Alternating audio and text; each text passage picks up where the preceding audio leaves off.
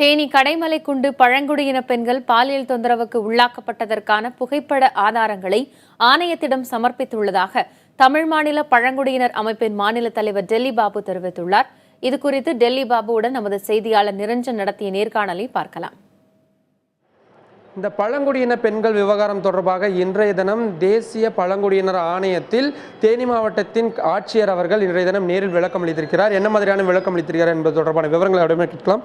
Sir, இந்த உங்களுக்கு அனுப்பப்பட்ட நோட்டீஸின் அடிப்படையில் என்னென்ன மாதிரியான விவரங்கள் நீங்கள் உங்களுக்கு தெரிஞ்சு? பழங்குடியினர் பாதுகாப்பான இந்த நம்முடைய கான்ஸ்டியூஷன் பாடி அதை பற்றி விரிவாக விசாரணை செய்து அறிக்கை சமர்ப்பிக்க கேட்டுள்ளது. விரிவாக விசாரித்து அறிக்கை சமர்ப்பித்துள்ளோம்.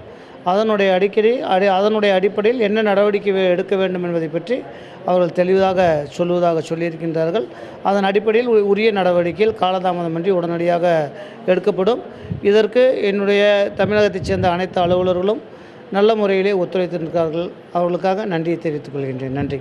இந்த கமிஷனில் நீங்கள் கொடுத்த விவகாரம் இல்லாமல் பொதுவான ஒரு விவகாரமாக இந்த விஷயத்தில் சம்பந்தப்பட்டிருக்கக்கூடிய அந்த காவலர்கள் மேலே நீங்கள் ஏதேனும் தனிப்பட்ட முறையில் உங்கள் ஆட்சியருடைய உங்களுடைய பவர்ஸை வச்சு ஏதாவது நடவடிக்கைன்னு அந்த பழங்குடியின இனத்தைச் சேர்ந்த ஆண்கள் மேலே உடனடியாக வழக்கு பதிவு செய்யப்பட்டு காவல்துறையில் அவர்களை சிறையில் அடைச்சிருக்கிறாங்க. ஒரு விஷயம் நீங்கள் கவனிக்கணும். பழங்குடியின இனத்து மேலே நடந்த நடவடிக்கை அவர்கள் அந்த அலுவலகத்தை கல்லெடுத்து அடித்து உடைச்சதுனால ஏற்பட்ட நடவடிக்கை. அதன் அடிப்படையில் ஒரு 7 நாட்கள் கழித்து இவர்கள் புகார் கொடுத்திருக்கின்றார்கள். விரிவான விசாரணை சென்று கொண்டிருக்கிறது. விசாரணையின் முடிவுகளில் யாராவது தவறு செய்திருந்தால் நடவடிக்கை எடுக்கப்படும்.